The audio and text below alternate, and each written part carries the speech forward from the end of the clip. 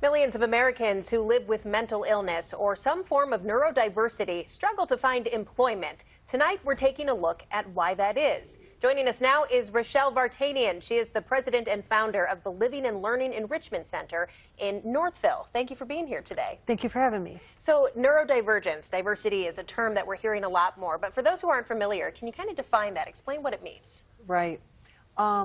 It's anyone that's has a little bit, I want to say a disability, but I have ADD, so I could be considered neurodivergent. Okay. I hear a lot of people use that term with autism, but it's also very controversial. Some people don't want to be called this. Some people want to say they have autism. Some people want to say they have a disability. So it just depends who you're talking to. Sure. Sort of an umbrella term. I'd like that, yeah. Okay, so what are some of the challenges and obstacles when someone who is maybe under that umbrella is looking for a job?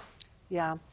I'd say one of the biggest challenges is the interview, especially if you have autism. Sometimes eye contact is difficult, and the interview it just seems that that's what's getting in the way of them getting employment. They can do the skill, they just can't get past that a lot of times. Sure. Let's say they do get past that step. Are there certain jobs that are maybe better suited to someone who's under that umbrella? That's a good question. I think we need to look at it like any person. So some jobs are going to be good for someone that's quiet. Some jobs are going to be good for someone that's more physical. Every person that has a special need, they're all different. So all their needs are different. Yeah. So tell me about your organization and how you guys are working to help different folks. Yeah. So I'm at Living and Learning Enrichment Center, and we're a nonprofit located in Northville, Michigan. We opened in 2015. And we work specifically with adults, teens and adults that have a special need. And we did that on purpose because that is the forgotten population. And we do it with job skills, vocational work, friendship classes, and life skills. Yeah. Why, you say forgotten generation or group of people, why is that? Well, I don't know why it is, but it is. I was a special ed teacher prior to this for 20 years, and I knew that when kids got done with school, the parents would tell me, after they got done, that it was like they fell off a cliff. They're living in the basement playing video games. There was nothing out there for them. And then my youngest son was diagnosed with autism, and I'm thinking, oh my gosh, what's going to happen? So I went back to school. I got a second master's, quit my job, sold my home, and I opened Living and Learning to focus on that population. Wow. Are things starting to change? Are there more organizations like yours, and is there more awareness now? I think things are starting to change. I think there is more awareness.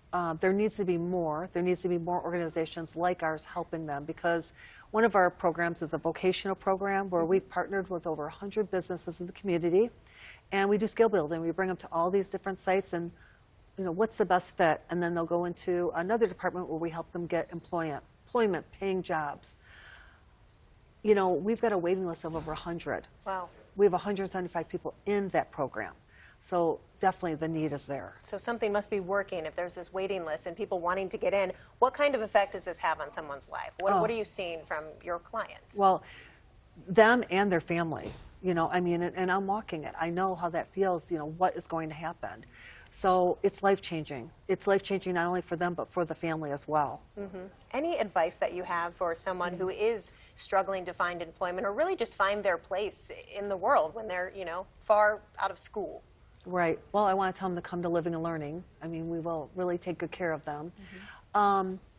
There's a lot of groups you can join now, too, on Facebook, and I just think it helps to be around people that have similar interests, similar mindsets, and I think that's what I would recommend. Yeah, and it seems like there is a growing community and a growing conversation. Is there anything you would say to someone who's maybe struggling to have that conversation, if it's a loved one who's struggling in their family or their community? With the person that has? Yeah, or just how to talk about it. Yeah. I think I would first talk to their teacher about it and try to make it as comfortable and casual as you can. We all have something. I wear glasses. We all have something that we need a little bit of support to be our best selves. So a little bit more for the Enrichment Center. People want to learn more, want to get on that waiting list. Yeah. Where can they go? livingandlearningcenter.org. All right. We've got a phone number right there and the address as well.